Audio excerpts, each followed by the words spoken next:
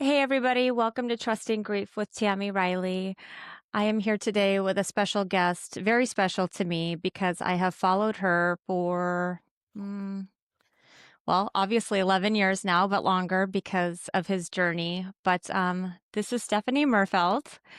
And Stephanie lost her beautiful, precious son, Adrian, at 12 years old to Wilms tumor. And that was 11 years ago. And so I know that you and I have never met in person, but I need you to know that you have been a huge inspiration for me. Um,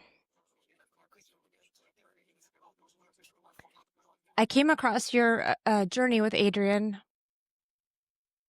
through another friend's page, and I just got really deeply enthralled in it because just as a mother myself, just watching to see what you all had to go through, it just deeply affected me. And so I would send you some messages and I think we sent him some toys and we just, I just really got involved in your journey. And it was very special to be a part of it, that you put so much on Facebook to share with us.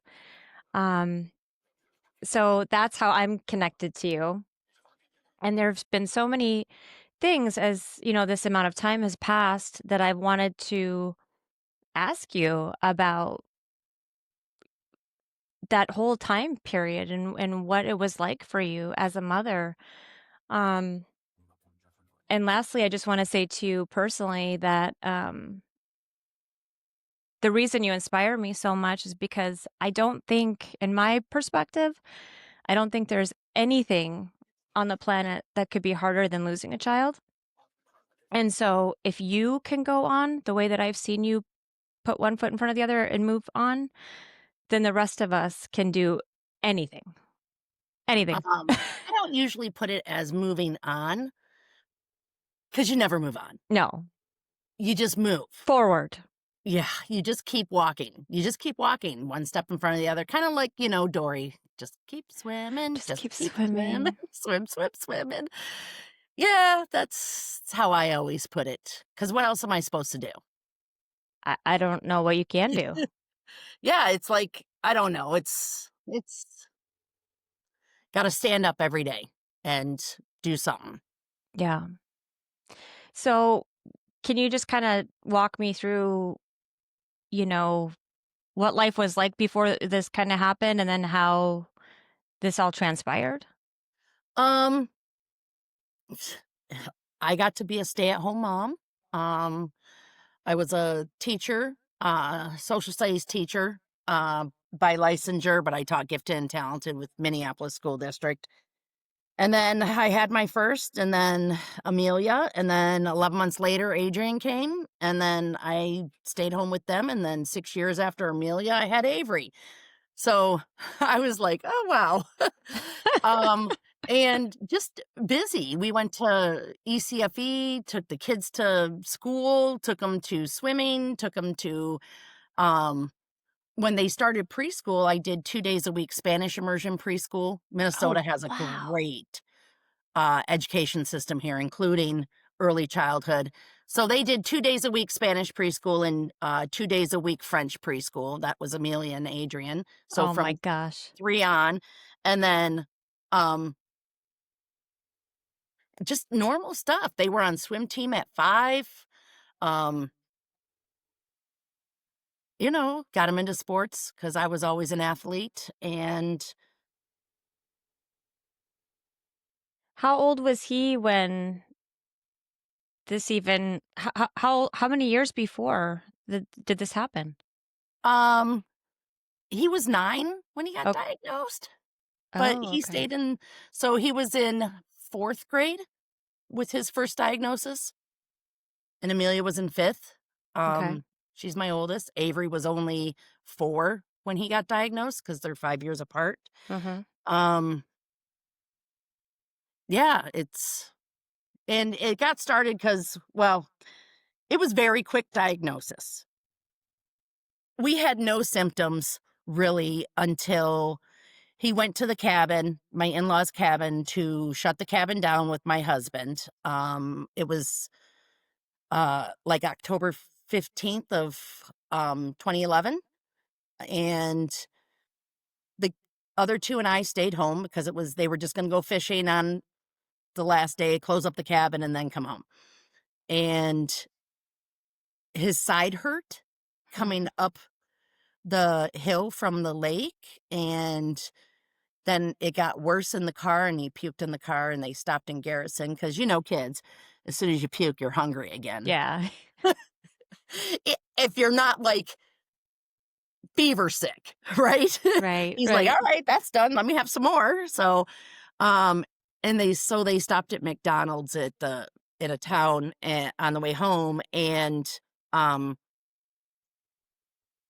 they went to the bathroom, and when they were going to the bathroom, Adrian asked John, "Is my pee supposed to be red?"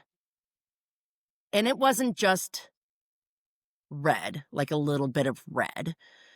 It was rust color. Um, Hindsight is 2020. It would not have made a difference. The Thursday before this weekend, when he went to the bathroom, we were like, again, he was 9, Mhm. and we were at a place waiting for Amelia to get done with music class. And he went inside to go to the bathroom, and the bathroom was under construction, and there was no other bathrooms around. So I'm like, okay, here, just pee in the coffee cup in the car. Nobody Yeah. can see you. The windows are dark. We'll Right. just do it behind, right? Yeah. I mean, it's little boy, pee in the cup. Right. Absolutely. um, when I was dumping the cup out, it was very dark as well. It was a coffee cup, and I'm like, "Did I drink all the coffee? A I coffee didn't c know." So, there was probably coffee left in it is what I thought. Mhm. I don't know if it was or wasn't, but then it happened on, Sunday as he was coming home, and John then stopped at, as he's driving home, he saw an urgent care open still, and he's like, "This is closest, so I'll stop here instead of waiting till we get into the cities to," because he thought maybe it was an appendicitis. Mm. And, they did an X-ray, and they did a CT scan there, and that hospital was worried about what they saw, so they sent it to, Abbott, Northwestern here in Minneapolis, and those doctors said, "Put him in an ambulance, get him to Children's as quick as possible, he has cancer." So, that's what they did. John called me and was like, "Okay, this happened. They think it's this." Um, my other 2 were sleeping by this time because it was like 10 o'clock at night, and, uh, uh, I I had a complete and utter mental breakdown, ugly crying on the floor, like, "No." No. Just trying to wrap my head around it, called my friend after I calmed down a little bit, and she had her teenage daughter come over, and again, the other 2 were still sleeping, and just lay down and sleep in my bed in case they woke up for something. Because again, Avery was only 4, and he would still sometimes get up. Yeah.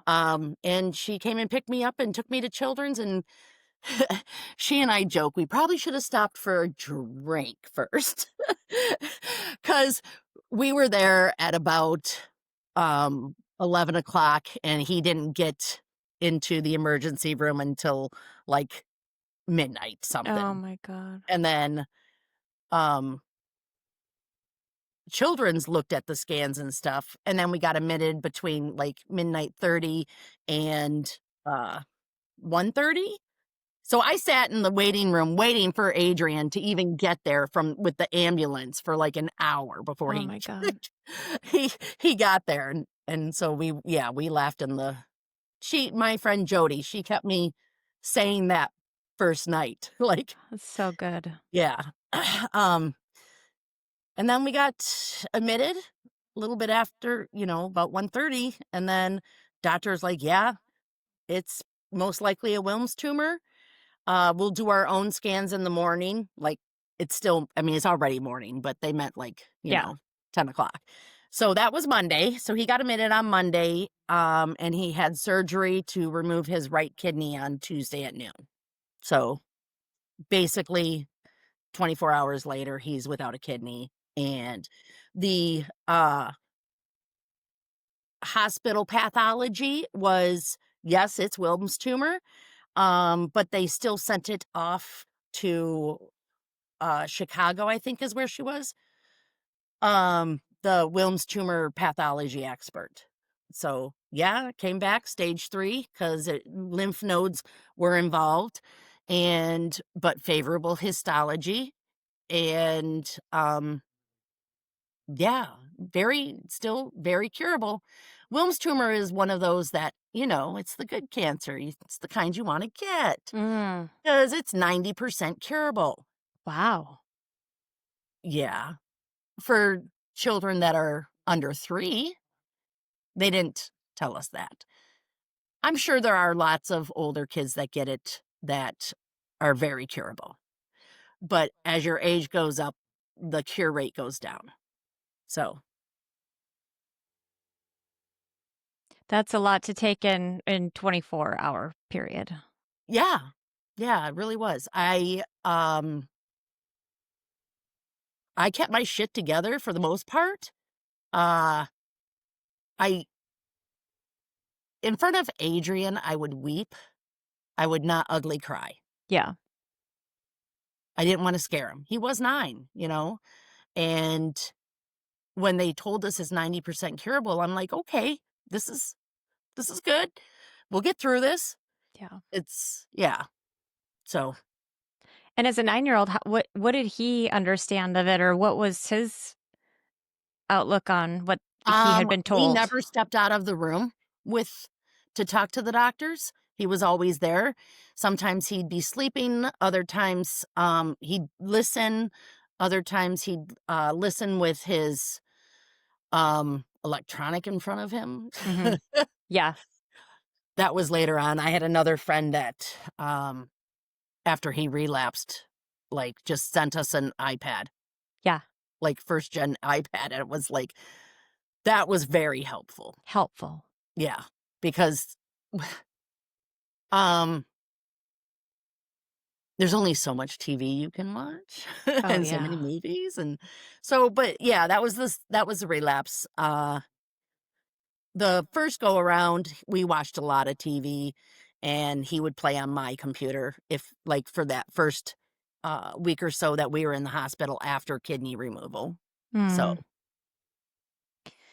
Was he frightened, as some children are, by doctors and hospitals and all of that? um, just at appropriate, like, scary times. Like, um, the, he had besides the kidneys removal, he also had a port placed, Oh, yes. and,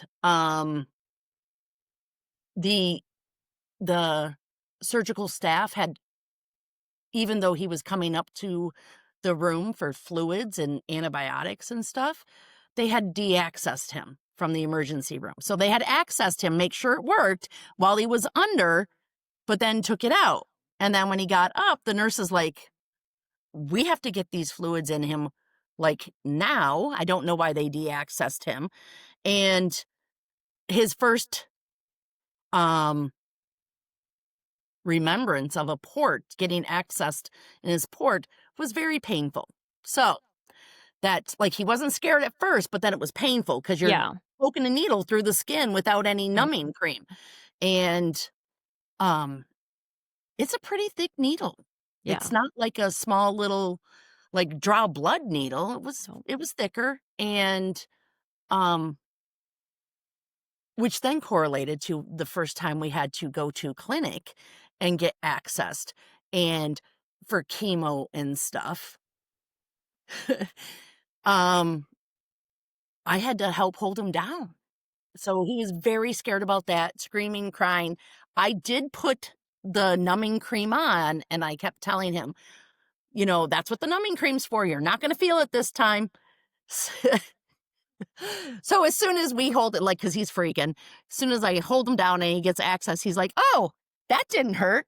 Oh, So it was better after that, but still, it was still scary. He would always hold his breath and um, turn his head to the side. He didn't want to put a mask on. He just turned his head to the side or held his uh, like shirt up over his mouth so that he didn't get on it, breathe on it. wow. These kids are so brave to have to go through what they have to go through. It blows my mind. It blows my He mind. was always brave. He was not always um happy about I mean, who's going to be happy about the situation? No one's going to be happy. There were times he was morose and like just, really? I have to do this? Fine. Yeah. And like, um, well, all three of my kids are ADHD. They get it from me. No, I was diagnosed as an adult, and um, so I don't know if you have ever dealt with uh, ADHD, neurodivergent stuff, and he was already on Ritalin at the time, but they had a patch.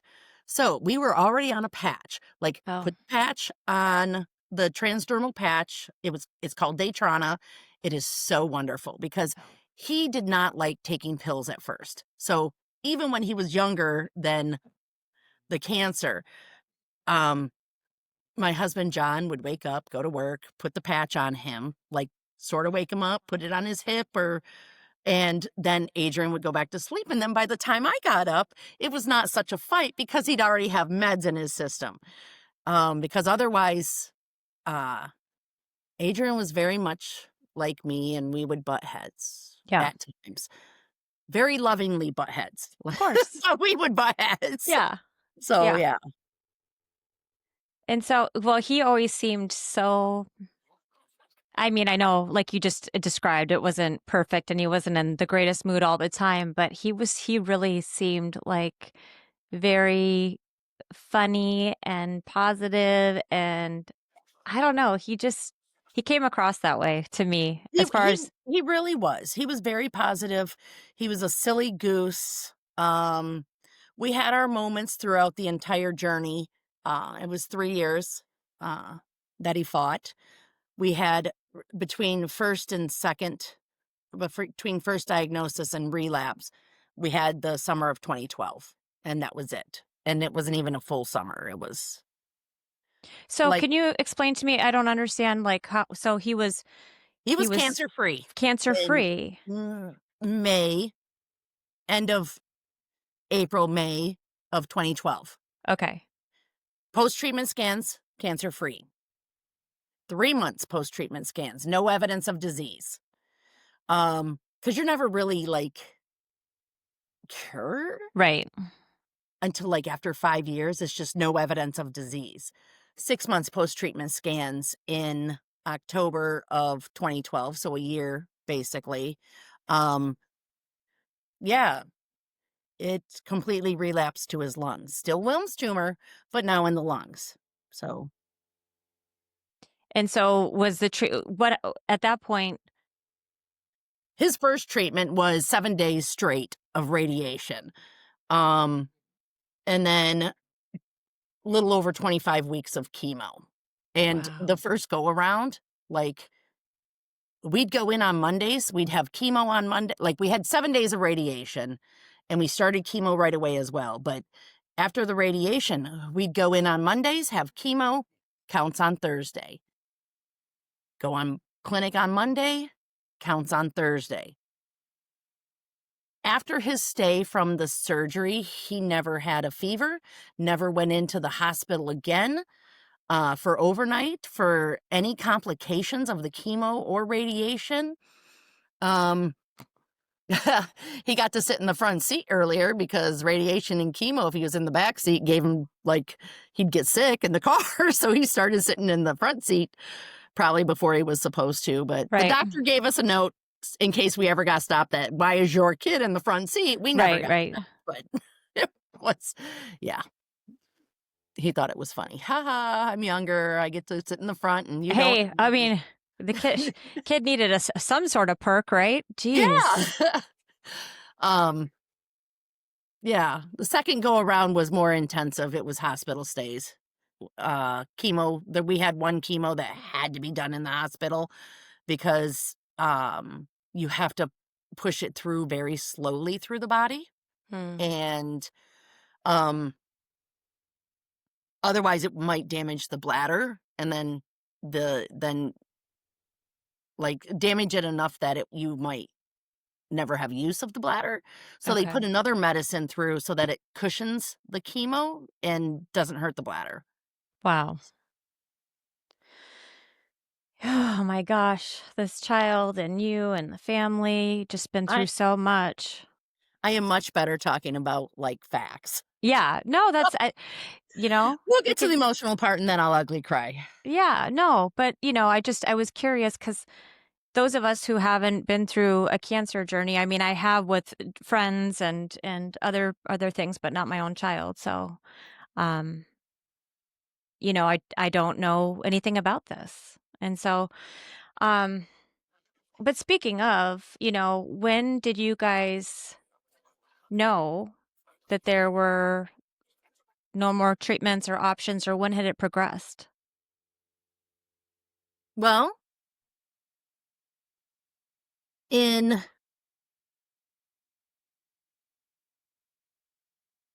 December through February of December 2012, February-ish of 2013, it looked like the tumors in the lungs had shrunk, but there was one other scan that we had in January that showed no. Yes, it had shrunk, but it had started growing after January. It had started growing again. So he relapsed on treatment. It's not really relapse. It's just, and they told us it's not curable. We can maybe get it stable, but it's not curable. Um, that's, and I think that was March March of 2013, when they finally told us it's not curable. Um, we can hopefully get it stable with this other treatment. Um, there was a trial out of I think it was DC or Boston. I don't Hmm. know. Dr. Dome. He's the Wilms tumor guy. And uh we did not go to him. My doctor discussed it with him.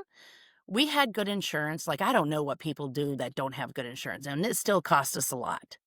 I mean, yeah. Yeah, it's crazy and astronomical how fucked up our healthcare system is. Amen. Yeah. And we did the trial, but not through Dr. Dome. My uh Adrian's oncologist just prescribed him the chemos that were on the trial. Hmm. And because the other one wasn't working. So, like, all right, let's do this. Yeah. And I put my foot down and with the family, and I'm like, okay, Adrian wants a dog. Cause that's a funny story too. During the first go around when we were in the car, Adrian's like, so do you think it's a good time for me to ask dad for a dog? And I'm like, well, you can try. And of course, my husband was like, no, no. And then he relapsed. Adrian's like, do you think it's now's a good time to ask? And I'm like, well, you can always try. And then um, when we were told that it's uncurable, I was like, that's it. We're getting a dog. I don't, Yeah, getting a dog. my kid wants a dog. We're getting a dog. My sister, Kristen, uh, as soon as I told her everything, um, she started looking and she bought us a dog, a puppy. He wanted a puppy. It had to be a puppy. I looked through a lot of humane societies because I do believe rescue is best. We did not find any puppies, and we would have had to wait for somebody to hand in a puppy and she found a white German Shepherd, and we picked her up, I think it was April Fool's Day. uh, and we took her to clinic with us, and she looked just like Bolt from the movie Bolt. Yeah, That white. dog is so precious, and I Yes. remember from all the pictures and just snuggled up next to him, and Yeah, she was his dog, and she knew she was his dog. yeah, Um, what a beautiful thing. yeah, we really think it helped him hold on longer than Yeah. what would have been. Can I just ask you what it means if they were to be able to manage it, if it was incurable? Like, what does that look like if it was able to be managed? It's not growing. It's still there. It's still alive. It's just not growing. It's stable. If you're stable, you're good. But Somewhat then good. he could still just be a regular kid? For the most part, he played baseball even without one kidney, you know? Yeah. Yeah, that spring of after his first when he was still in treatment, he played baseball. He loved it. He was good at baseball. My grandpa was very good on my side, my grandpa. On my dad's side, Grandpa Keebler. He was the captain of the Michigan State Spartans, go green, Wow. in, like, 1926 or so, something like So 1920s. cool. Yeah. That's awesome. Yeah, he was and he did swimming. He still swam on our YMCA swim team. So, that was always good. The That's YMCA was really our support system. yeah. Really was. Yeah. We are not religious. We Mhm. don't have a church, don't want a church. Mhm. Um, and just the community that the YMCA was at the time was absolutely wonderful. And that's what I was gonna ask you that, coming up too, is if who your support system was during that time, and if you wanted support. Um, the first go around, we didn't we I just had very good friends that would because Avery was 4, he wasn't in school yet. He'd go to preschool, I'd have friends pick him up from preschool, and, um, he, uh but the first go around, we'd schedule clinic after I'd drop him off at either the friend's house or preschool, and then we'd go to clinic, and then I'd pick Avery up, and then we'd pick Amelia up from school, and Mondays, chemo, counts on Thursday. We kept everything as normal as possible Wow. during the first go around. I never missed any of Amelia or Avery's sporting events or Wow. preschool, like, the little preschool, Mhm. like, singing type events stuff or Yeah. the Noel parties and stuff like that.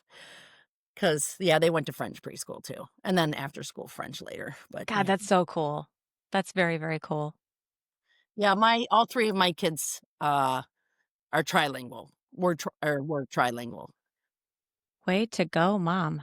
Jeez. Just start them young enough, and Woof. here's the key: consistency. Consistency. Right. Even when they don't feel like going and they're screaming and, like, throwing a fit, you take them because they're Yep. gonna have fun once they're there. Yeah. It's the consistency. Yeah, and there were times when I didn't have a friend to pick him up from preschool, and his preschool teacher, who was also Amelia's preschool teacher and after school teacher for French, because she went to a Spanish immersion school, so all of her school was in Spanish up until 3rd grade, and Wow. then after school twice a week was French. And Rose, Maze on Me French school, yeah, she would keep them sometimes and just until if we had a longer day at clinic or something. So So that was it sounds like you had good people around, Yeah, and it we just really did. helped. Um, we had some meal trains, that was very helpful. Um, yeah, we relied on our inner circle. We didn't go much further out of that unless, Mhm. like, somebody reached out to me like you did, like, Yep. "Hey, I'm going through this journey with you. Is there anything I Mhm. can do?" You like, Mhm. and you sent, yeah, I think you did send some toys and stuff, and it was wonderful. No, I mean, you just fall in love with this child online, watching what he's going through, and then you fall in love with the family, and you're just like, "Ah, the strength of these people is incredible," and so you just want to know, uh, how to get that, how to it's inspiring, you know? And so Well, let I me think ask you nobody has to get it. I mean, because what other option is there? You gotta be strong. There's I don't know, no but other that option. I know, but how did you, um just getting that news that it's not curable, how did you the end of the rope, I guess I should say, the last months, the last days, how Well, did you keep going? it is what it is. And yes, so many people say it just kind of being like, I don't know what the word is, contrite, maybe? Here's the thing, you get hit proverbially in the stomach emotionally, you have your cry, you break down, um, try not to do it, ugly cry in front of the kid. He can see, like, he understood. We never kept anything from him. From day one, we didn't keep anything from him. If he had an opinion on his treatment, I would let him say it. It was obviously up to me for the most part, but I would say, "What are your thoughts, Adrian?" Even at 9, 10, if I asked him that, he's like, "Well, I don't know, maybe this?" And it was usually what I was thinking as well. So if we got bad news, we'd like just hold each other up or on the ground Yeah. and then say, okay, it is what it is. We'd stand up, we'd dust ourselves off, and we're like, okay, what's next? Incredible. We even made a joke about it. I squared, WI squared. It is what it is. Oh my Yeah. god. That Yeah. is so awesome. So it's a life motto. Well, I want you as my life coach because I swear to God. So what about the other kids? What about, Avery and, Amelia? How did they kinda process watching their brother go through this? Avery was very young. He does not remember Adrian anything but sick. Mm. He remembers playing video games with him. Um, he remembers throwing the ball with him a few times because we had him play baseball too. He didn't like it. Uh, Amelia and Adrian were best friends. Again, they're only 11 months apart. Yeah, they're like twins almost, right? Yeah. Yes. Um, well, yeah, it was time to have the kids. I had Amelia, and 8 weeks later, I went to my doctor's appointment pregnant with Adrian. Yeah, my doctor accused me of not knowing how to listen, but they were best friends. Like, Ugh, they always got along, they played really well together. They got into sassafrassy trouble together. I bet. Well, we had to Amelia learned to climb out of the crib first, and then she taught Adrian, and and then I had to get rid of the cribs, and then I had toddler beds, and then they flipped the toddler beds and climbed up the toddler bed ladder Oh, dear God. and onto the dresser. It was attached to the wall, it was a built-in dresser.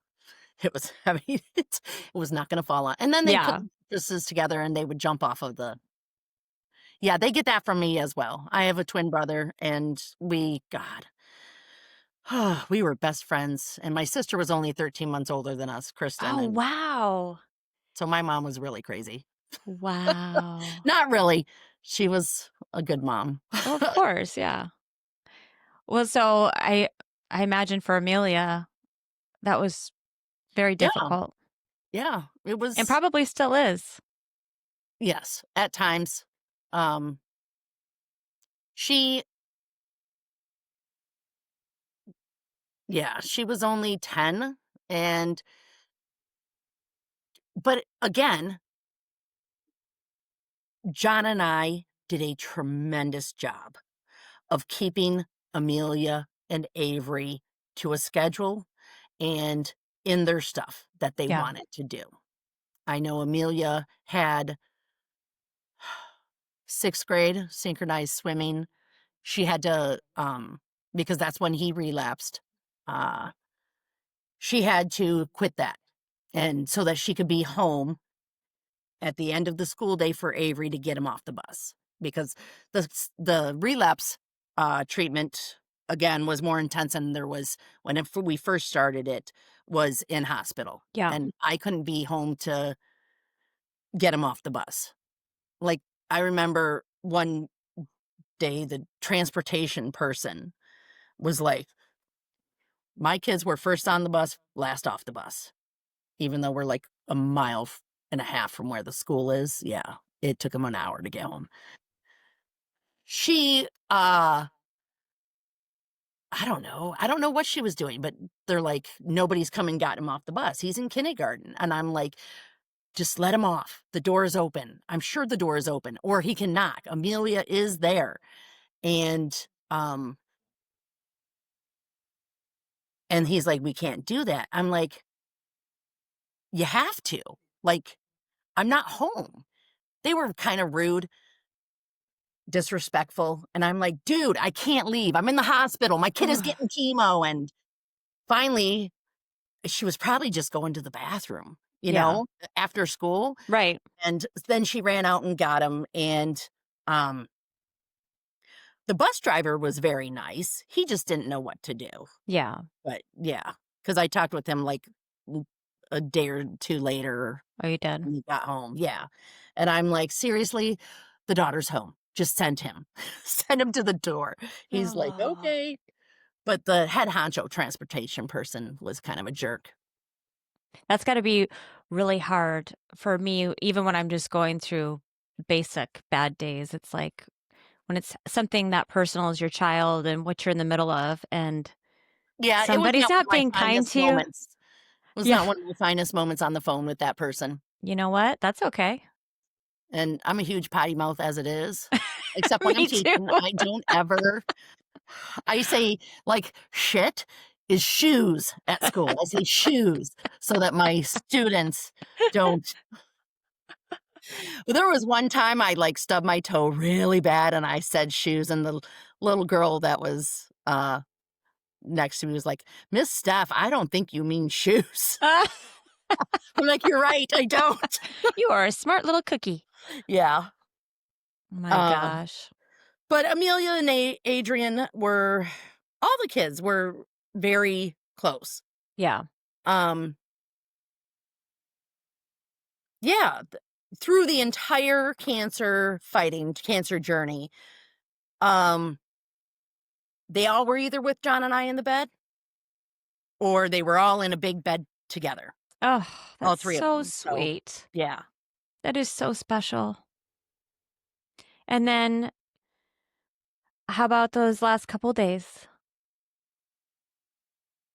Um, it started growing well, okay, we went down to North Carolina for treatment, um, basically to try and tie a knot in the end of our rope. Mm. They did an they had s we had surgery. He's one of the first kids, if not the first kid, to get a Gore-Tex mesh laid down in his pleural, like, cavity of his lungs where tumors were growing again. Oh, wow.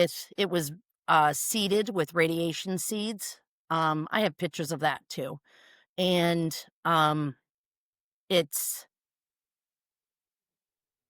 they restaged it as stage 4 after that, and unfavorable histology, so not good. And I was like, "Okay," and we had to, like, We had already tried plans A, B, C, D. We were, like, on XYZ, basically, and we threw everything at it that we absolutely could. And then July, end of June, he was in pain again, and, um, he had, what's it called? Radiating pain, like, he had a lot of pain in his shoulder and stuff. A really big tumor was pushing his spleen over, so, um, we were told at the end of June 2014, because we went to North Carolina in the spring of 2014. We were there for February, March, April, 3 months, and, we got back April to Minnesota, and then we kept trying oh god. I still have a bottle of chemo because I don't know what to do. I mean, I should take it to the pharmacy, but it has Adrian's name on it, and it was $30,000 a bottle for 30 days. Insurance covered it. Again, we were very lucky we had good insurance. John and I knew our roles. I took care of kids when I could. He kept the job, the insurance, and took care of the kids when he got home. Um, we told Amelia and Avery with the help of Adrian's therapist, who was amazing, that there's nothing else they can do. Like, there's no, like, back in 2013 when they said it's not curable, there was still hope Yeah. that we could keep it stable Yeah. until maybe something could change, maybe new research could change. And um we tried other, like, chemos, like sorafenib, irinotecan, which we always call I ran to the can because it would give you diarrhea. And and then cabozantinib. Yeah, we then there was another one, and um we went on our Make-A-Wish trip, the summer of 2013. Um, he got to go hunting in the fall of 2013 for a bear. We did not get the bear. It was really hot that year, and the dogs didn't they allow dogs hunting in Wisconsin, and they had the scent, and we chased a bear. We saw it twice, but it never treed. It just kept running. So we Wow. never got it. He did get to go hunting for a turkey though, and that he got did get a turkey. So that was cool. That is Um, cool. uh, but it turned into 12 days. July 1st, we told Amelia and Avery, he's dying. There's nothing else they can do. Um, it could be a few weeks, could be a month. They are thinking more like a month to 2 months, maybe 3. Um, and uh John was John was there for the therapy appointment, and he was there when we got told, cuz when we were going in for scans again, John was there, and that's when we were told at the very end of June there is nothing, no treatment whatsoever available. And I'm very thankful it was short. I have seen other families where um I mean, Adrian was skinny when he passed. He was very, very pale, um, but he was not emaciated. He still had a round face. He still had a smile. It it was Friday. Um, we went to clinic. We stopped and got ice cream. We stopped at the, bakery that made, um oh my god. They're like little they look like little ears. I forget what they're called. Oh, crap. I do know what they're called, but I can't get it out of my, Okay. again, ADHD and not medicated right this second. Um, They had run out. The bakery had run out. Oh my God, did I have a crying attack there. I'm like, "What the hell do you mean you're out?" I'm Ugh, like, "My kid wants these. I need to have these." And today, yeah, right now. yes, exactly, today. And, um, they, I just ordered a whole batch of them. I'm like, "I don't care what it costs. You're making these for me. Please make these for me. I need the whole thing." And yeah, they did. They were wonderful. They did. Honey and Rye, they completely I think they had to stay a little later because they are only open, like, morning, afternoon, like, they don't go Mhm. afternoon because it's a bakery, Yeah. and they stayed and they made them, and John went and picked them up, and he got Wow. to that was, like, his last thing that he actually ate. Yeah. Um, w my father-in-law took me to the or took us all to the pet store because Adrian wanted to get Amelia and Avery something from the pets. He wanted a cat. He wanted to give him another cat. We already had 2 cats. I said, "Absolutely not. No, no, no." So we got Finn. And he got his dog Luna a little, Kong that is a rabbit. It's like a Yep. fuzzy rabbit Kong. And they still make it, so we still get her one every once in a while. Yeah, So and then cute. and we're still on Friday, and we come and we park in the parking lot, and there's a good song on, and, um he gave me a hug in the parking lot, and we danced for a minute to the song that was on the car, and then by that time, the hospital bed was in the living room, and, he just wanted to lay down. He got his little treat and laid down, and then, um, drank some water. He was on palliative care hospice by this time because this Okay. is now the 12th and well, 11th. We're still on the 11th Friday. And then, um, uh, my friend Jody came over, my bestie at the time, and, um,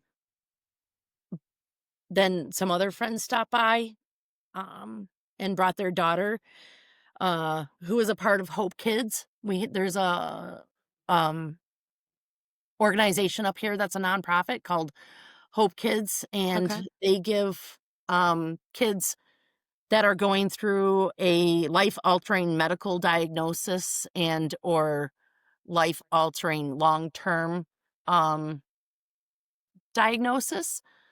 Like, it's not just for cancer kids, it's also for medically fragile kids and stuff like that, and, Okay. um, we met a family that had a cabin close to where our cabin was, but we met them in Wisconsin, Oh, wow. because we were talking about ice cream, and Adrian's like, "Well, the best ice cream is Owls and Things and Outing," and that family is like, "Wait, what? That's where we go." Oh, So, wow. yeah, so we made really good friends. That family stopped by, and, their daughter, Taylor's had spina bifida, and she's a part of Hope Kids, and they Okay. told us about Hope Kids, and we joined Hope Kids, so we could do, like, other things Mhm. as well. We had found out about the hunting, which was a part of Hope Kids and USSA, United Special Sportsmen's, I wanna say associations, Okay. or it could be alliance. Um, thank you, Amelia. Thanks, Amelia. One of my child is up. Uh, Oh, yeah, so we have a cute. movie at, like, 30:00 that we're going to, She's 50. like No, I'm in an important meeting. Okay? So am I. That's my life. That's how it's always fun and just new and interesting because well, yeah, I mean, you thank God for those other 2 to keep you on your toes and, yes, I would probably be in a loony bin if I didn't have them. Not that I'm not loony, I'm just saying. Join the club. Yeah, but those yeah, so we had people come over, his 6th grade teacher, um, she brought us cupcakes, which we all ate, he did not. He would wake up, uh, Friday after the dance in the parking lot, he'd go to sleep, he'd wake up, he'd go to sleep. He saw his best friend Max, which was Jody's son, and, gave him a hug, told him he loved him, told me I do have a recording of him saying that he loved me on the 11th, and then called my sister and my family and was like, pretty sure this is it. You might want to come. My sister was in California for, uh, because it was still summer, because she was a school teacher as well. Um, she was in California with one of her husband's friends and her brand new baby. She had had a baby in April that I was in Michigan for when she gave birth, but it was a C-section. Um, and Jody went and picked them up at the airport. Like, they just got on a plane. They immediately went to the airport, got on a plane, and tried to get here in time. Amelia went with Jody, and he died a little after midnight 30, so by then it's the 12th because midnight, but it's Steph, I'm just it breaks my heart. I am so sorry to you all. I think he held on until, because John was just very, what can I do around the house? And he didn't want, like, I just laid in the hospital bed with him I know. and held him. Um, we called the hospice nurse. She was very good. She helped us out. Um, every time he'd make a face, I would push the button for more morphine.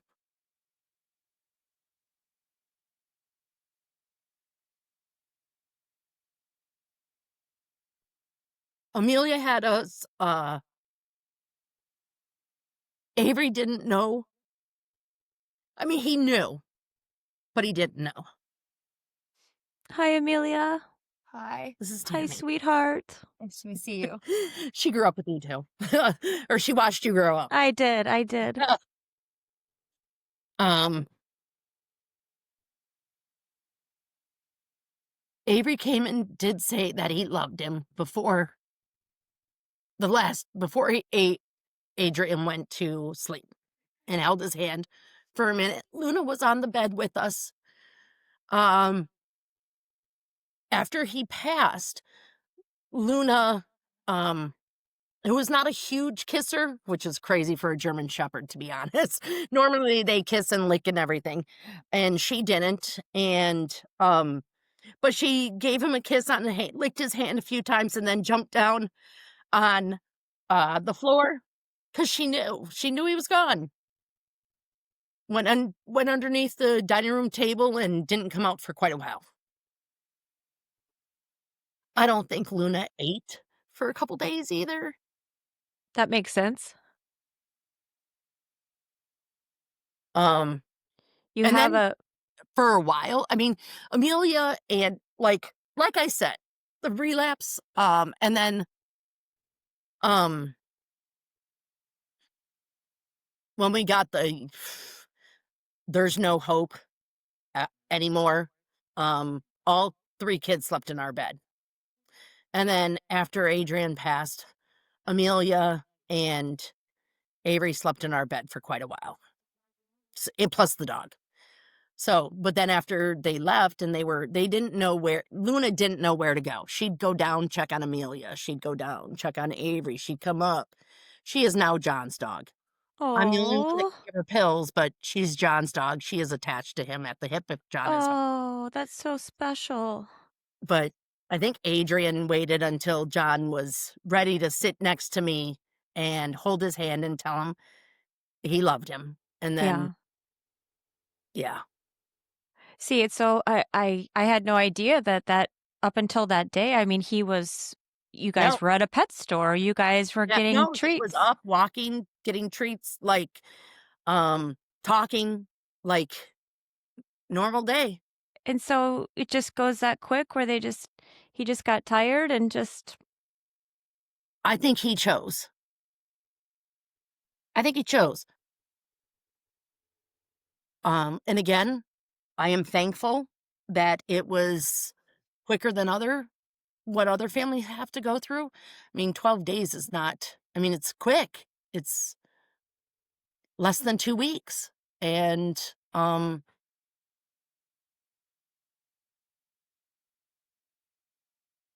it's it's really, really hard to basically lungs fill up and with fluid and you don't breathe and you don't get the oxygen and uh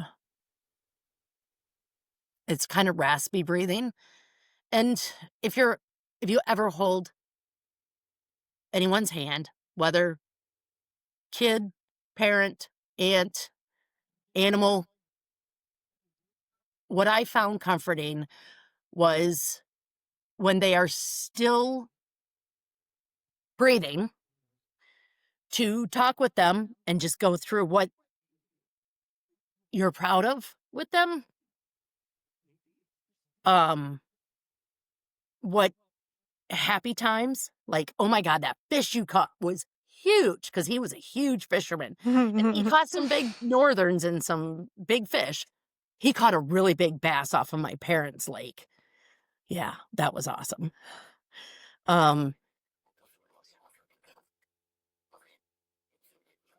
I mean, I don't have it, but I have it in my memory and on Facebook, but that last picture, the last kiss you guys have, and that is etched into my heart, probably like nothing I've ever seen before. It was very wonderful of you to share that with everybody. It's brave. I thought it was like,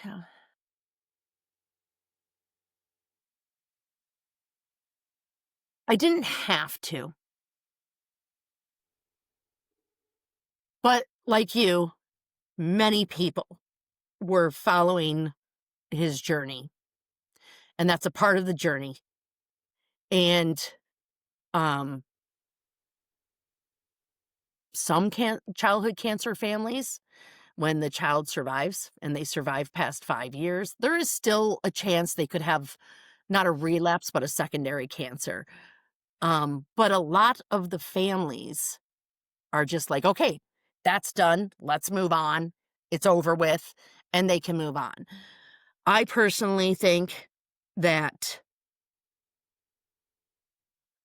as a family that went through it and went through the hardest part, you need to step up and you need to educate um as others about awareness because Mhm. like September 1st, today's September 1st. September is Childhood Cancer Awareness Month. The Yep. amount of people today, like I just had a pedicure yesterday and I have a yellow or a gold cancer ribbon on one of my big toes. It's black with a gold cancer ribbon. And then the other ones are gold and black. Each side is different. And the lady sitting next to me in the chair next to me didn't realize that September was Childhood Cancer Awareness Month and that there was a ribbon. It's gold. I mean, everybody Right. knows about the tatas and Right. pink, Right. October, but it's September 1st. It's kids first. It, Well, I and mean, I can't believe that, what is it, 4% yeah, of 4%. research Now it's even funding? less with our administration now. And I'm not going to get into that Yeah. shit, but it's less than 4% now, probably. And the It's American Cancer Society and the Leukemia and Lymphoma Society, when Adrian was fighting, was less than 1%. Most stuff goes to the adult cancers thinking that yes. it will trickle down. It doesn't. Kids actually, the way they found out with leukemia and lymphoma is kids' bodies metabolize stuff way quicker. So chemos that would kill adults because they couldn't metabolize it quick enough, that it poisoned them, kids did really well with. That's what one other parent told me, that their daughter had leukemia, so Mhm. ALL. Um, I think as a parent, you have to, when the opportunity arises, tell your story so other people aren't afraid to tell their story, or aren't afraid to be open, honest, kind, and caring to others. I mean, you are so involved still in cancer, awareness and funding and all of the things. And you guys do the St. Baldrick's Yep.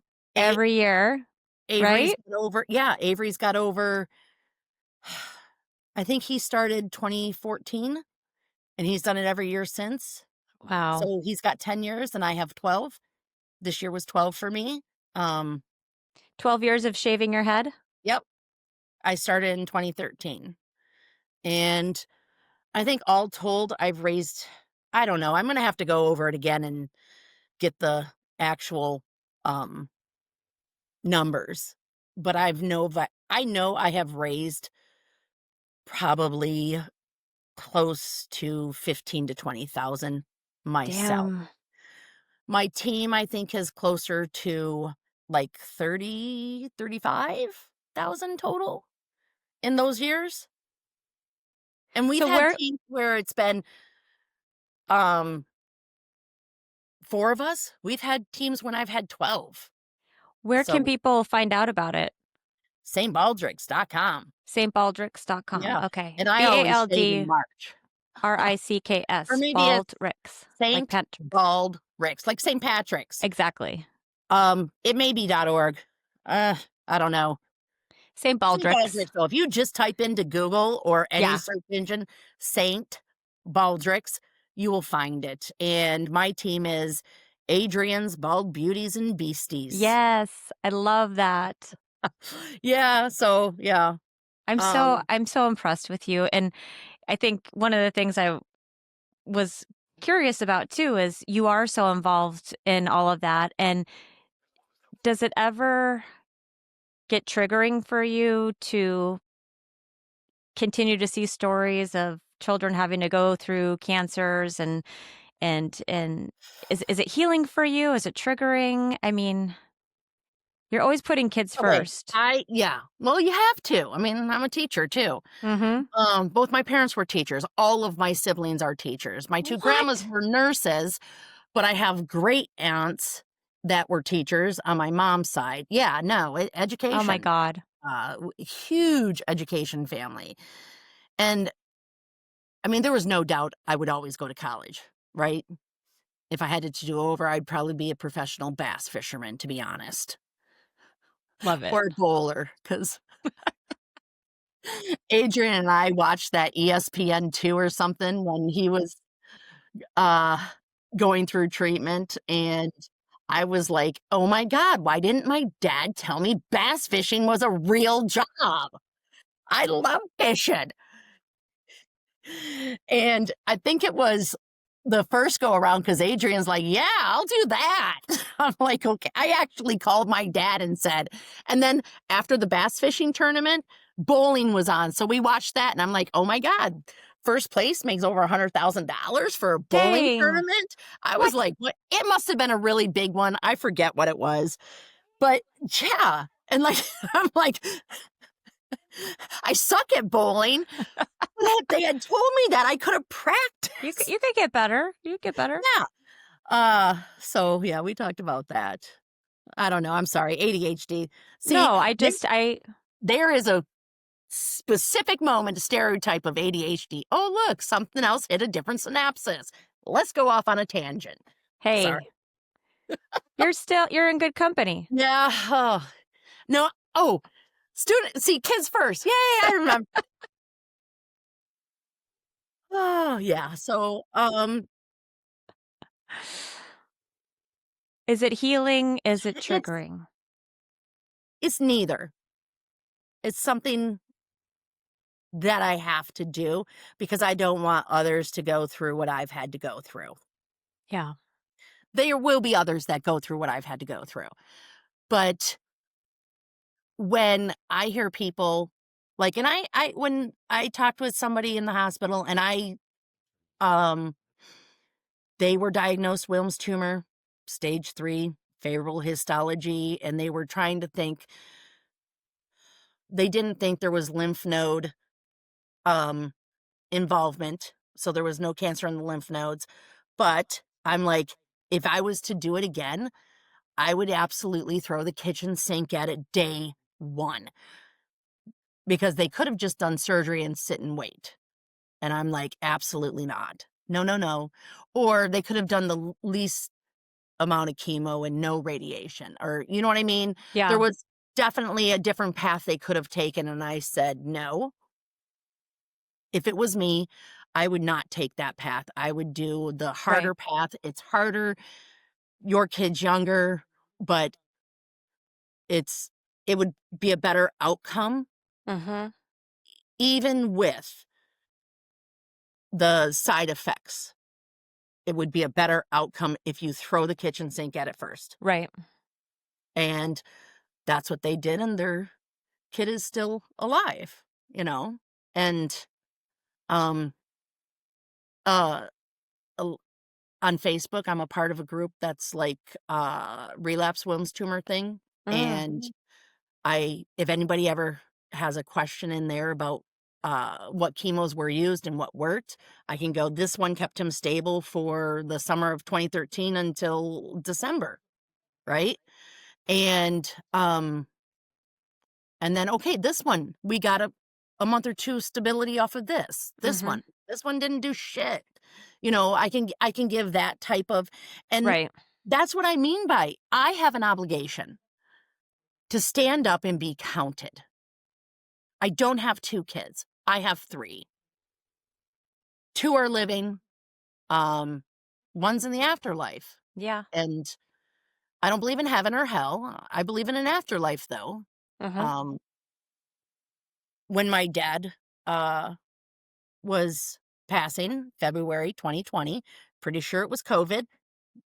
He was in a uh, memory care home, memory care place, and I was home with him. I flew home to Michigan because my sister Kristen and my sister Teresa mostly dealt with parent stuff because, again, I was in Minnesota. But Kristen had planned a trip to Hawaii for like over a year, and Mm. she was going to fly home early. And I'm like, no, I'll go and help Teresa because dad was in the hospital. And then we put him on hospice. And when I was holding his hand before hospice got there to make him more comfortable, um, he asked me 3 different times, when can I go with the little boy? And at first I was like, what, dad? And he's like, when can I go with the little boy? When can I go with the little boy? So I believe in an afterlife because I think Adrian was there to help him pass. I don't think it's some spiritual god, Mhm. but, you know, energy doesn't just leave. No. It's there, so it's out Mhm. there. It's, you know. Mhm. So talk to me a little bit about, because I know you lost both of your parents, Yep, right? 2020. Okay. My mom was, Alzheimer's. My dad was, I'm pretty sure COVID because it was all of the symptoms, you know. Because then we shut down in March, and I'm like, "Oh, dad had that. Dad had that. Dad had," yeah. Right. Right. But I know that you were kind of explaining to me how processing those deaths were very different from Adrian's. Well, yeah, when your parents die, that's the way it's supposed to be. It's hard. It's hard. But parents are supposed to go before their children. Right. My parents passing was not as devastating to me after my child. It was just easier. Okay, I'm sad. I wish my parents were here. Of Like if course. something good happened, hey, I want to call my parents. I want to tell them something good happened. Um, but when your child dies at whatever age, there is an entire life. Because not only do you grieve the child, but you grieve what they could have been, where they could have gone, what their hopes and dreams were. And he had hopes and dreams. He loved video games. Before he passed, we were taking a nap. I got pictures of it. He was absolutely my silly goose, my little sassafras cookie. That's what he seemed And, like. our conversations about life and death were not necessarily huge, long conversations. You know, we were hugging and snuggling in bed, taking a nap, and he's like, you know, Mom, I kind of wanted to be a game developer, but also a teacher. And then also, he went back to the bass fisherman. He's like, I wanted a wife. I wanted a family, and I'm not going to have any of that. And we cried for a minute. I'm like, I know, sweetie. I'm so sorry. No, God. you're not going to get that. And we had not told the other kids yet. This was before we told the other kids. And,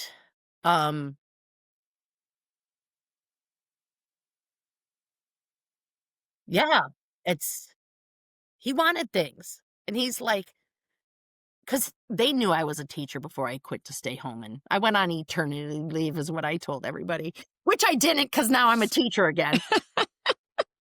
Um, the, so he wanted to be a teacher like I was too. Oh my He wanted to gosh. make a difference. And he's like, that's why I'm going to give my tumors all the research.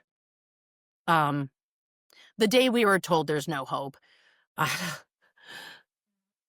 one of the hardest things, the palliative care doctor and one of the nurses took me out of the room.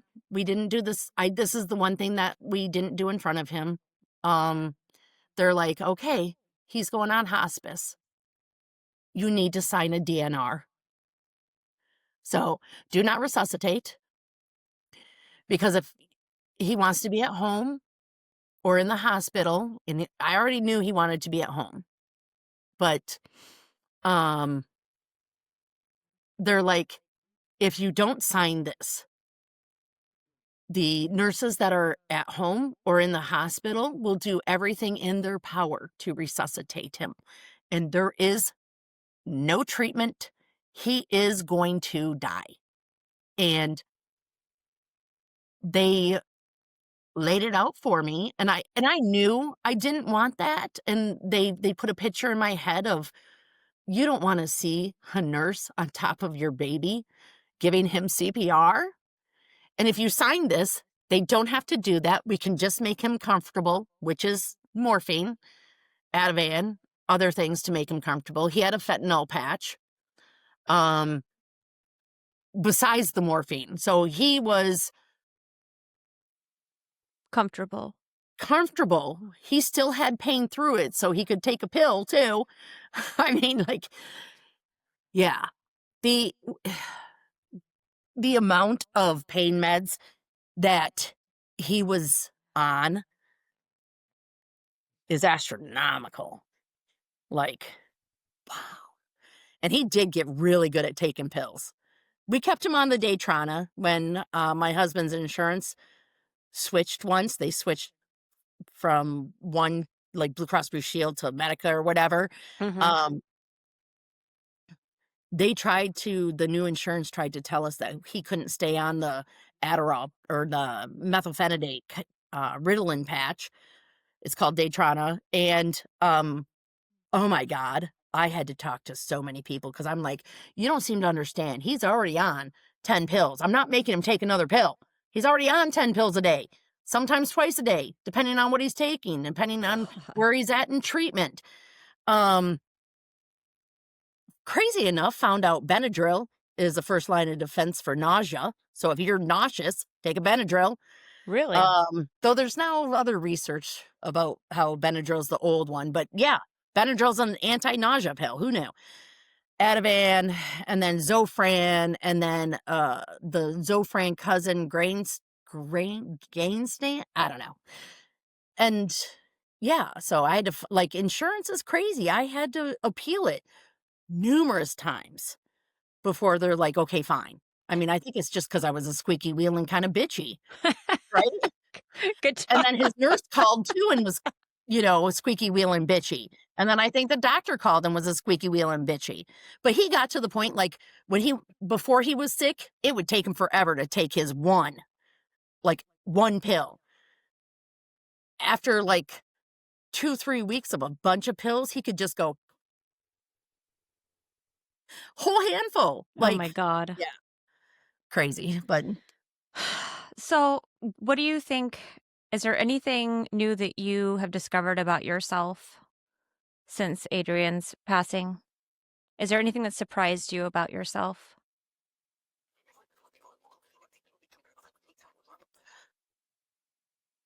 not really.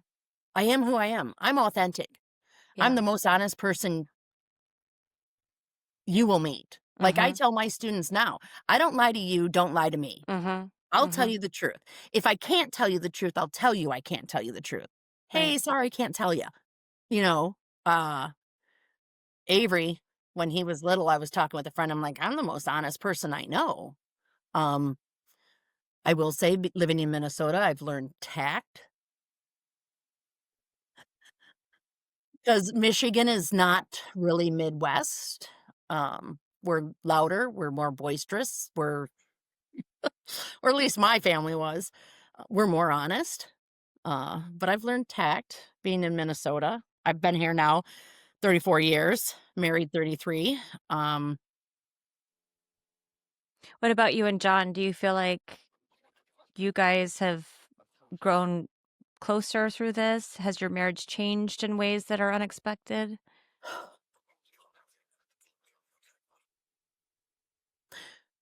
Marriage changed in the fact that we knew our place. And I know nowadays that is like a taboo word, but I knew my place. My place when Adrian was going through treatment was to take care of the kids, take care of Adrian, and do all the hospital stuff. Right. Um, his was keep the job, keep the insurance. Yeah. And if I wanted to go to something for Amelia or something else for Avery, like swim, any little T-ball, anything Yep. like that, and Adrian was in the hospital, he would go and stay with Adrian, and I would go to the stuff. So you guys were just always a really good team. Yes. Yeah. Yeah. Um, You've been married a yeah, long time. You guys just Well, you just had an anniversary. 33. April 33. 30 Yeah. April 11th is 33 years. So Yeah. 33 and a half. Congratulations. Thank you. That's Just fantastic. the little things. We Hey, also those let little each things are other big. Yeah, we also let each other breathe, and we also let each other grieve, and in different ways. I was just gonna Um, ask, was your way different than his? Or we relied on each other, we both cried a lot together, um, and there were times where something on his Facebook would come up, and he'd have not a meltdown, but we'd have cry, and then I'd cry and I'd hold him, and then I'd watch something and get reminded, and then well And Amelia, always, anytime like one of us was sad or crying, she'll come and hug us. Oh, she's so precious. She really The is. way she just got up and came and hugged you during this interview, that was just so sweet. I have wonderful children. Avery will as well if he was I ever can tell. awake and I was I can tell. he was 7 when Adrian passed, so it did not I don't think it affected him as much because he was still very much a child. Yeah. One part that was really, really hard for me was when he turned 13, because Adrian would never be able to turn 13. So it was like, my youngest is older than my middle and will always be older than my middle now. Yeah, but you have that picture of him that I keep telling you Yeah, about that I'm just like, oh my God, he looks 21. he's He, 10 in that picture. what is it with that picture where he looks It's, like he's an adult? he's actually, you're going to laugh because it's an absolute wonderful picture and I absolutely love it. Love it because it I do does too. show me what he would have looked like as an Yeah. adult. It's right after we got out of the hospital from re-diagnosis, relapse, and a biopsy. And I'm like, you're gonna lose your hair again. We're doing chemo again, dude. What do you want to do? He got a mohawk. And then Yeah. we and that is him looking into my phone camera from right before the lady's about to wash his head Oh my God. in one of those like salon sinks.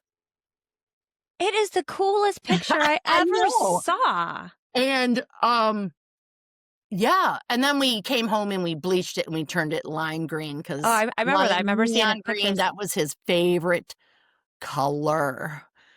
So yeah, that was November-ish of 2012. That picture is November Wow. 2012. Well, I love it. I constantly come back and look at it. So I just, he's always in my heart. All of you are every July, every July, every time it comes around since he's been gone. I just think of you so much. Do you have, in closing, we can wrap this up. But do you have any advice? I mean, you've already said so many things that I think will be so helpful for other parents going through something similar. But is there one piece of For advice you would give? all parents, take the picture, take the video.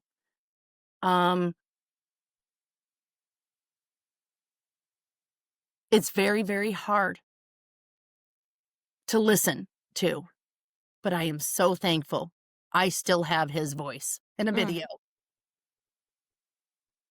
Even like all parents, even parents that aren't going through some hard ass journey, take the stupid videos. Like, I know, huge thing about TikTok and shit, all right? Here's the thing though, if those kids are doing TikToks, something happens to those kids, those parents have Have. those. They have a video of their kid having fun and doing something. Also,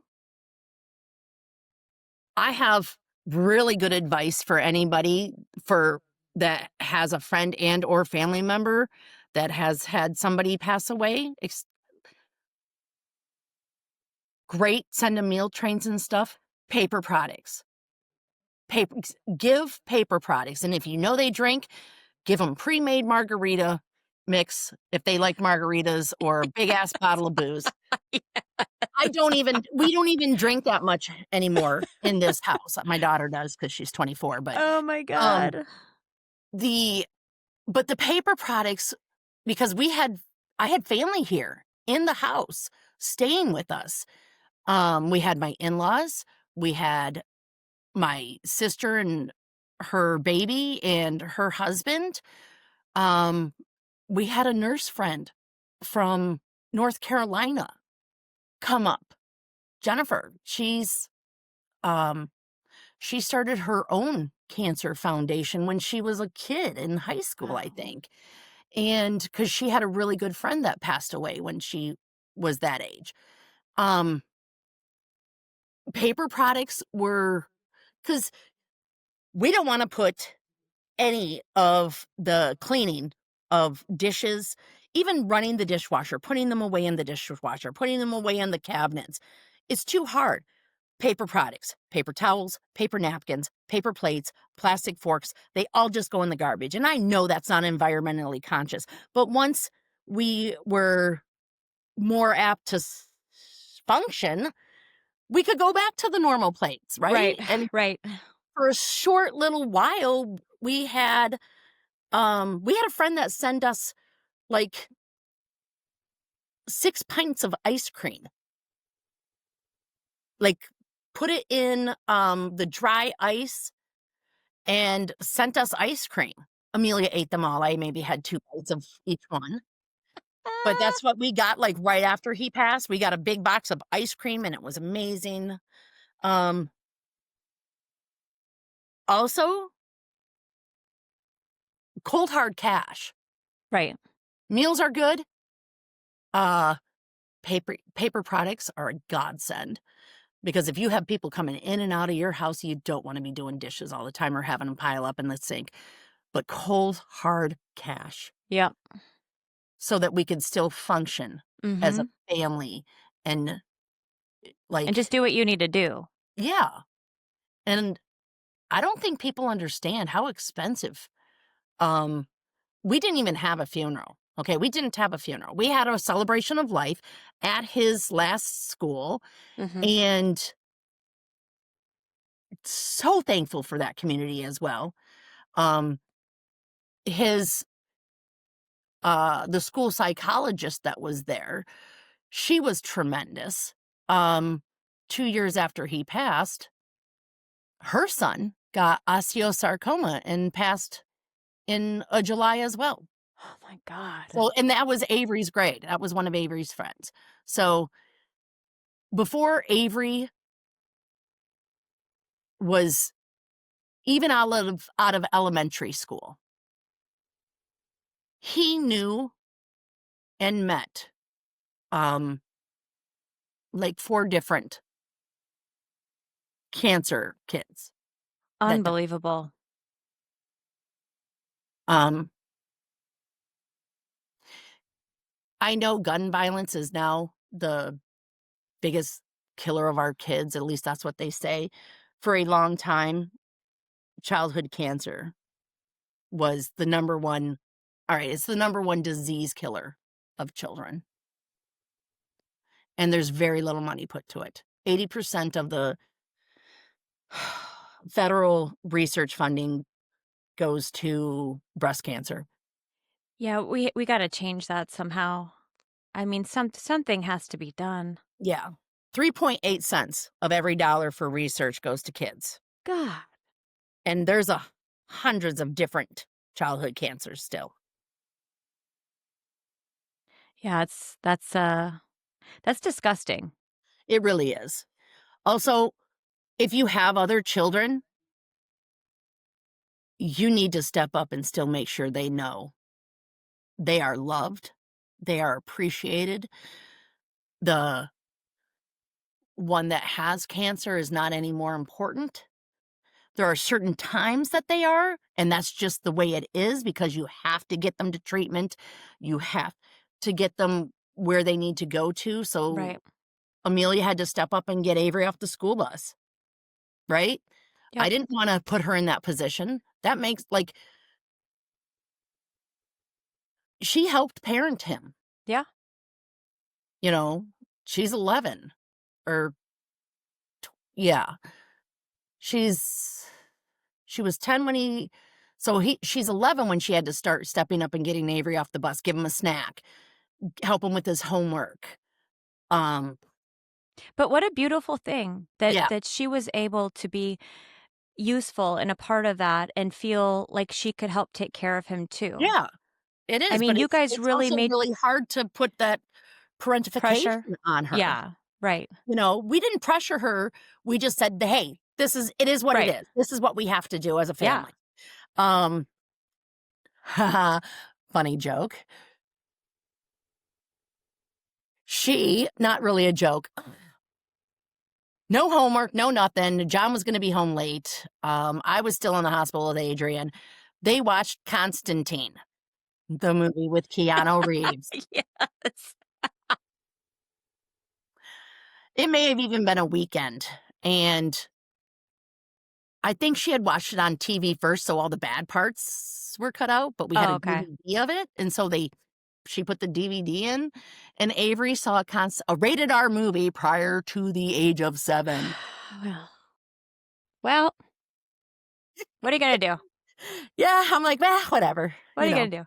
Again, what doesn't kill you makes you morbid. So it was all funny. I would tell you what, if I ever am in a position where it's dire, I'm coming to you. I think you are so special. I really do. I think your bravery of this whole journey, like you affected my life, man. You were so honest, like you say, authentic, real. Yeah. You put it out there, and you have the best attitude. It's not like it was easy for you, but you are very we don't have any other choice but then to get through this. Yeah. You're very One, strong. one, um, one thing that was really healing to me, and I do not suggest it ever to anyone now. My sister Kristen, she had her first kid at 44, had to do IVF, Mm. and yeah, she failed prior to having her son. Law, he's the best nephew. Wow.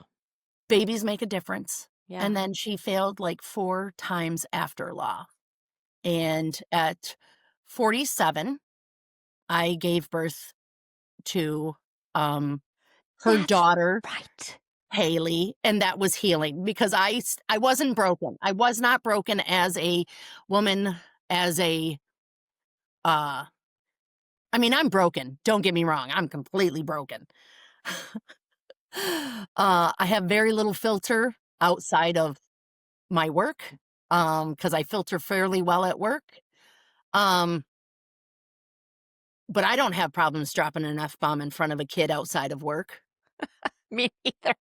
God forbid a parent have to tell their children, well, she had a kid die, and yeah, kids die, and you know, because what else can you say about kid cancer except fuck cancer? Exactly. Fuck cancer. I do have it tattooed on the side of my head, which I absolutely Good. love. My daughter drew that up, so every year when I have St. Baldrick's, Oh my though it's God. in cursive and kids can't read cursive, Oh, some okay. students don't know that it's Kids can't read cursive. Oh, that's so sad. I've only had 2 that actually picked it out during school because my hair grows back really quick too. Yeah. And, yeah. And they've never told anybody. They have never, like, they've seen it. They're like, and one girl a couple years ago was like, does that say what I think it says? I'm like, it also says cancer. Uh-huh. And Focus on she's that like, part. okay, yeah, and she's like, oh, yeah, I agree. Because she had been hit by cancer through a favorite grandparent, right? And they never told any other students. Like, they never told any other students, Wow. which is really surprising for middle school. Yeah. So, yeah, it's, if you don't want to be open and honest and authentic with the journey, don't keep it to yourself, though, because it will fester. Oh, Find somebody. Everybody needs a therapist. People need to start going into therapy, jobs, careers. We need more. There's not enough. There's not enough therapists out there for everybody that's families. And we got a social worker as soon as from the hospital, as soon as he was diagnosed. Child life was amazing. We did not have the therapy until after relapse. And after Adrian and I had, like, both of us had a complete breakdown because he was being obstinate. Like, he was obstinate. He was not, I'm not putting him on a pedestal at all. And I think that also is helpful. A lot of parents, if the kid dies, puts their kid on a pedestal and like, oh, they could do no wrong. Bullshit. Mhm. I had an argument with him that I walked out of the house because he wasn't taking his pills. And again, he's already taken pills handfuls at a time. He sat there and shoved them around on the table. I called my husband and said, you need to come home and make him take these because he hates me. He obviously didn't hate me. I didn't No. hate him. But both being ADHD, we would butt heads when he would, be like me, obstinate.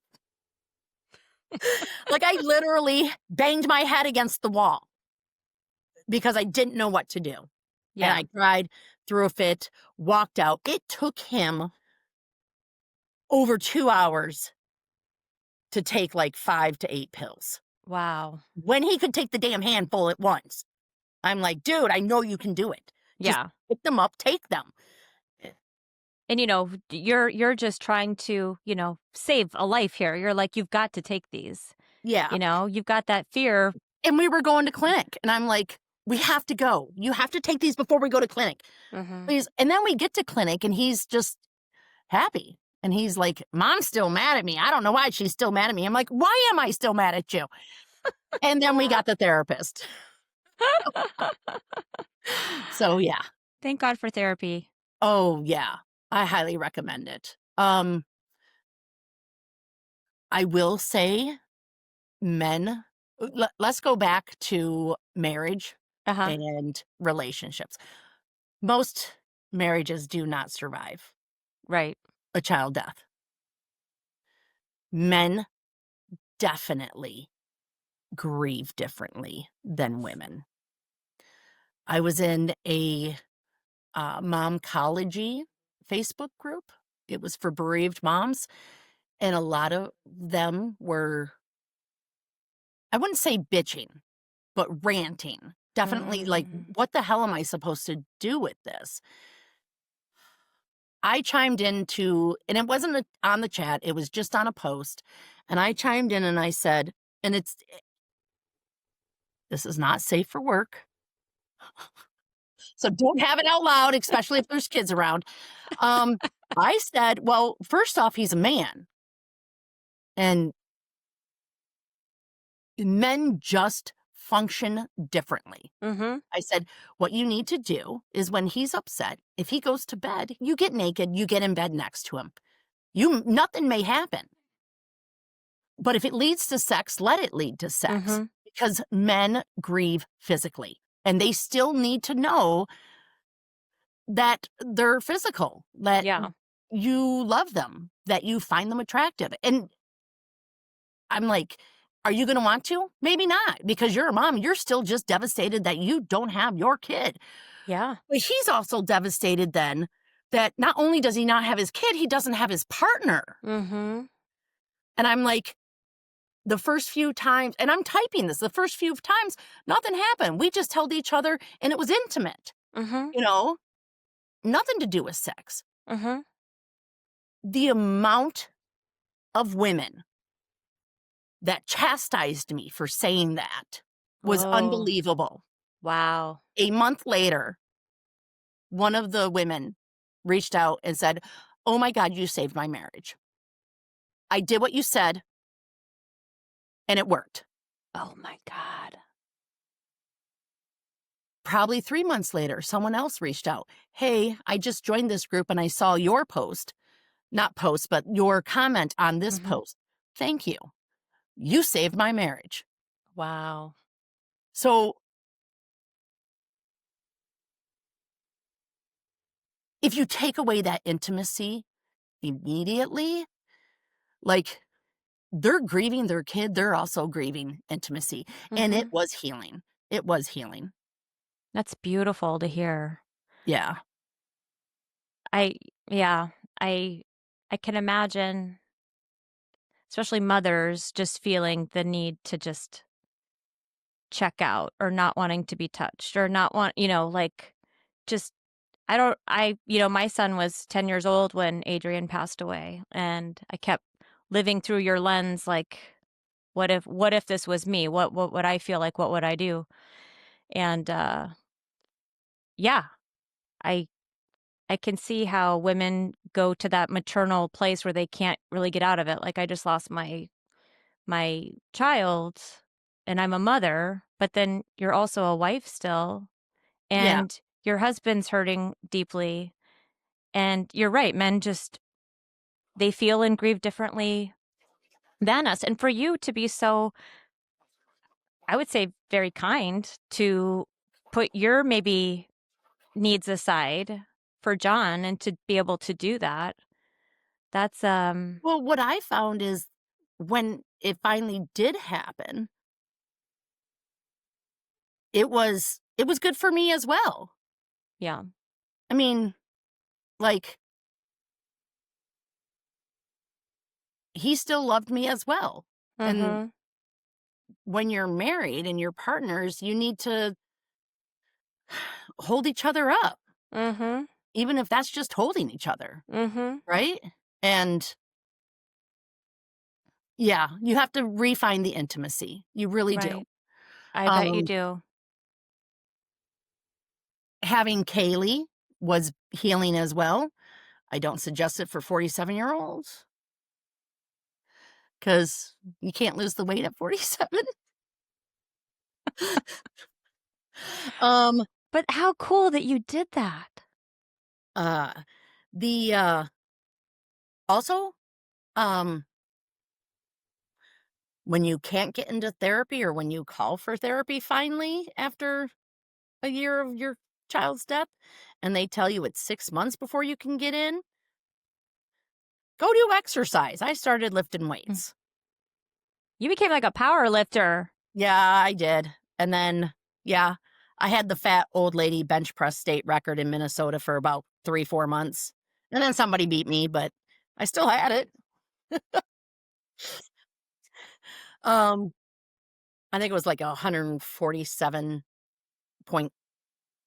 pounds, something like that. Yeah, but you really threw yourself into some things, which I thought was so incredible. Again, it's like you kept Relentless. moving Relent forward. Yeah, relentless is, well, here's the thing. Nothing happens for a reason. I truly believe nothing happens for a reason. My family was just shit out of luck and bad roll of the die. Yep. My friend, since I was a child, um, she told me this because she had some ups and downs too. Nothing like a kid really sick and dying. But you can make good come of anything. This is my way of making good come of it. It didn't happen for a reason. There's No. no reason because there's no better place for a child than in my heart, in my arms, and Correct. living life, right? But I can make a difference. I can make a difference somehow, and I can make that difference good. Relentless. I lifted for Relentless, Minnesota twice, I think, once for Detroit, which goes back to Hope Kids. So I fundraised and did powerlifting to raise funds for an organization that helped us out as a family. We got to go to movies for free. We got to baseball games for free. We got to go fishing. Like, because a lot of times, almost every family, unless you are a 1%er, are one major medical diagnosis away from like hand to mouth for finances. Mm. So what goes by the wayside? You try and keep the kids stable. You try and keep them in their activities, but then you don't go and do like family fun Things. things. Mm-mm. Yeah, like, so Hope Kids gave us the opportunity and still gives us the opportunity, even though Adrian has passed, we're still a Hope family. We go to the movies. We try and let other families that are going through it have the more kid like things. We did get to go to the Korn concert, though. That was really Oh, good. sweet. Because there wasn't a lot of families that were signing up for it. I'm like, I saw it on my email, and I'm like, damn, yeah, That's for us. that's for us. Yeah. So that was fun. So Hope Kids, like I have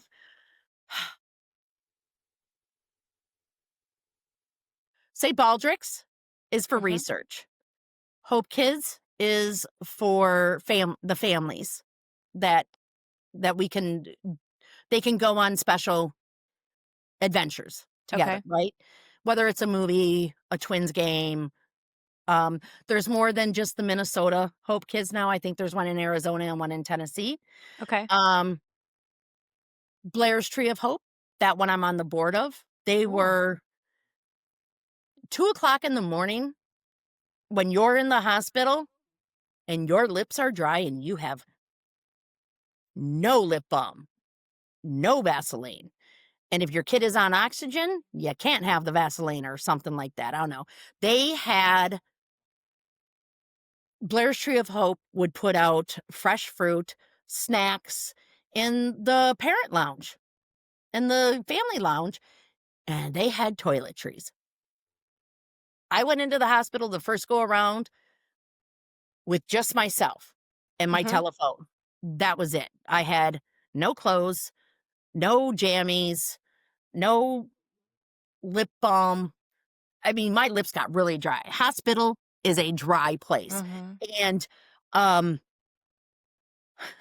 there was a little Blair's Tree of Hope lip balm in the family room, and I'm like, "Oh my god." That's So awesome. I reached out and said thank you, and the one of the co-founders was instrumental and helpful to me, and I joined my daughter and I joined the Blair's Tree of Hope board, and wonderful organization. And then so those are the 4 that I really there were some others like uh Kids Can, also very good one. I just and I didn't want to start my own foundation because there's already enough foundations out Sure. there. We need to help support the little ones that are in the trenches, Okay. um, locally. Mhm. Like St. Baldrick's is my big one. That's nationwide, right? Blair's Tree of Hope and Hope Kids are um my local ones that I support because they help the families specifically. Mhm. Blair's Tree of Hope Research, specific family ones. Like Blair's Tree of Hope. And then um Amelia and Avery also did uh Pinky Swear. Okay. Miracles of Mitch is what it was. It's a little triathlon for kids Oh, and wow. raise funds for Miracles of Mitch. Oh. And um they they haven't done that. Adrian was one of their wish kids or star kids, and um they paid our house taxes for the year Okay. once, twice maybe. You know, Nice. they threw money at the situation, which is what you need. You need that. Yeah. God. That's really, They really just helpful. yeah, they just paid it off, right? My in-laws, thank goodness my in-laws had the finances to just write a check for the funeral home. Mm. They came and got Avery like 2:00 in the morning, took him to Children's Hospital where he had his tumors removed, and then sent back to the funeral home for cremation and stuff. But he gave all of his tumors to research. That's also why I have the tattoo of Hope Always. Because my friend Laura Owens, who we met down in North Carolina, her son Cole, I always says there you've got to have hope. But um she's like, no, it's not you've got to have hope. It's hope always. And Mm. I took that to heart as well. Um, because what else is there? And he gave all of his tumors to research. Wow. Um, and I think he's helped others already. Like they did a complete DNA of those tumors. And Wow. it was different mutations than they had really seen before. God. So I mean, That's that's also what I tell parents. If you're going through this, give any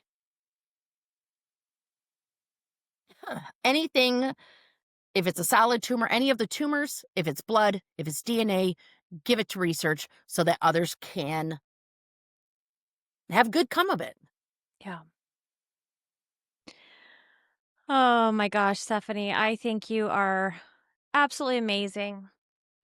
I think your That family always is makes me feel weird. I'm not. I just am. I mean, I just am. It's well, just, I am who I am. It's just who I am. yeah, but guess what? I You don't. teach people like me that you teach me to think better about my life or any circumstance. You pop into my head a lot when I'm having just shitty days or pity parties. It's like that ain't nothing compared to what you went through. You know what I mean?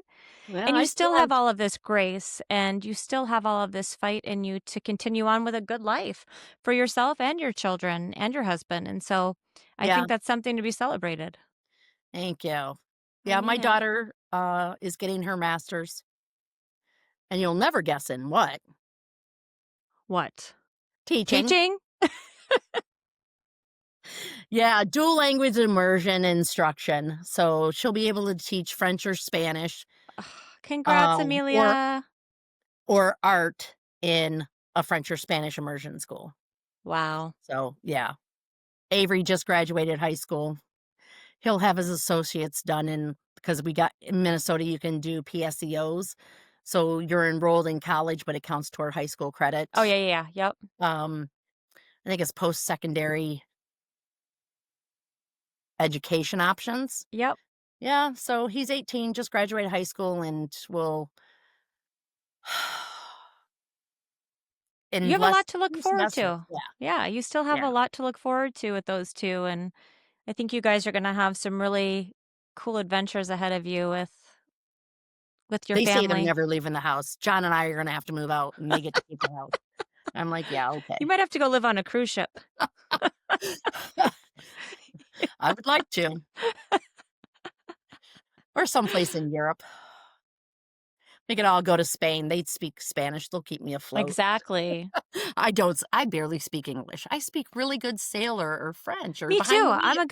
I can speak sailor good too. Oh, anything else? Because truthfully, there's absolutely no question I won't answer. No, I think you've been so you just are I just wanted to talk to you for so long, and after I went through this grief coaching program and started to write my book, and then I was really interested in telling other people's stories because I have had my own stories my whole life. I'm bored with them. I have trauma, most people Oh yeah, do. Um, but there are some very powerful stories out there, and you definitely were at the top of my list. So, thank you. Yeah, yes. I don't know. Maybe it is the ADHD, maybe it's neurodivergent, but I've always been a positive person. Don't get me wrong. I have my own trauma. I have Mhm. my own crap from my own childhood. Mhm. Again, thank God for therapists. Um, but you can't help but be positive. I can't. It's not in my nature. I have, like, again, it is what it is. I have my moments. I have my bad days. I have my cries. I mean, there are songs that completely trigger me, and I have walked out of grocery stores. I've walked out of Target with carts full of food, and I take it to customer service. I'm like, I gotta go. I can't deal with this. Just leave this here. I'll be back as soon as this song is done. Mhm. Like Radioactive, Imagine Dragons. It Oh, was wow. Adrian's song in North Carolina because he was radioactive. They told me, well, you can't really lay next to him or hug him or snuggle him because he's radioactive. And I'm like, yeah, right. I don't care. So I did, but it was, he's like, when the guy came in with the Geiger counter, the old fashioned Geiger counter going, there's pictures of it. And then Geiger counting the trash in the room. It's to see how much radiation there was, and the toilet, like how much radiation is in the toilet. My Yeah. God. And he's like, Ma, this song's about me. I'm Uh-huh. radioactive. I'm like, yeah, it is. And now I can't listen to it because it immediately makes me cry. Yeah. He really loved Katy Perry songs, especially Fireworks. Cannot listen to. Oh. Now, the one that he did first go around was, because you're close to my age probably, Yeah. a little younger, Eye of the Tiger by Survivor. Oh, yeah? He liked that one? Oh my God, he played that. That one does not make me cry because he played the hell out of it the first go around. Like, oh my God, really? This song again? Oh, Oh my God, that is a perfect song yeah, for him for fight in his fight. yeah, Like Rocky, yeah. you know? There's also Hope Nation Radio. He's on TikTok too. Look him up. He's amazing. Adrian got to Asian. be on Okay. his radio. Like Adrian picked the radios, the songs for Hope Nation Radio. Oh, okay. Um, uh, that yeah, he played the songs.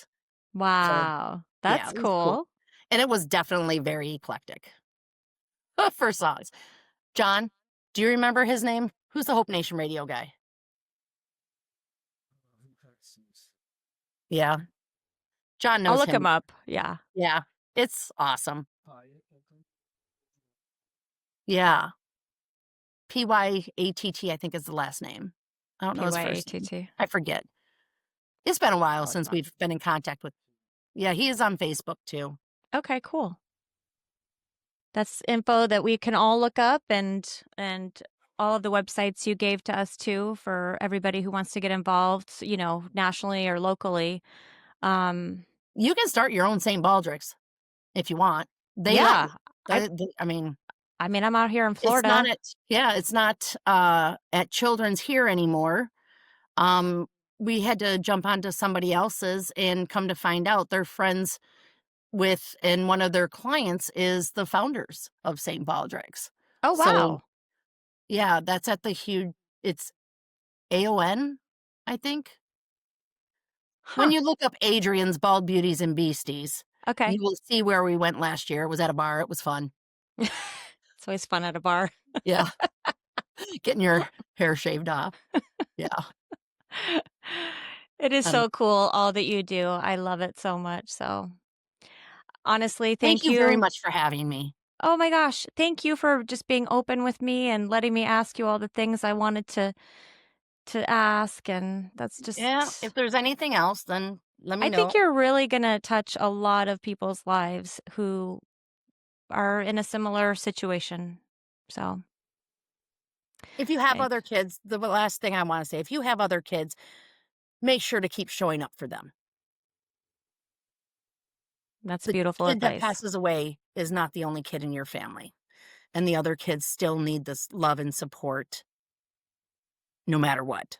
Right. And yes, that sounds simple and easy, but there are a lot of parents that don't. And their kids, and I know because I've talked to some, Yeah. their kids are estranged. Mm, They still see each other, but they're just estranged because um other parents have put the emphasis on their child that passed. they kind of got left behind, huh? Yeah. The other ones. And I try really, really hard not to do that. So that's Well, it, my it thank you. shows. You've got a beautiful family. Thank you. They Well, are. They're I thank awesome. you. I know we don't know each other deeply, but I love you and I thank you. And you're my hero. Oh, thank you. It's always fun seeing your posts too. It's, Well, I feel I'm like not I as still awesome know as you. you, but you know what? Oh, you are. You're sweet. We each have our own little axe to burn, you know. Yeah. That's what True. it is. I mean, people sometimes still say, "Oh my God, I shouldn't bitch about this because you've been through worse." I'm like, it's not better. It's not worse. It just is. Mm. You Your have your, perspective is very, very, gosh, so much better than so many people's. well, grief is grief. It doesn't matter if it's big or little, it's grief. And Mm, you need to learn to hold it. yeah. And I did have one friend that didn't know how to deal with it, but then she just is like, "You know what? I can just sit with you." So a lot of times if somebody's going through grief, even if it's just sit in silence and hold their hand, it's fine. It's enough. Yeah. Okay. Don't try and fix them. Don't try and give them your opinion. Um, just sit with them. Hold their hand. I love it. Steph, Thank you thank you very much. so much. And I'll reach out to you after I jump off here. Thanks. Thanks, honey. Yep. Bye. Bye.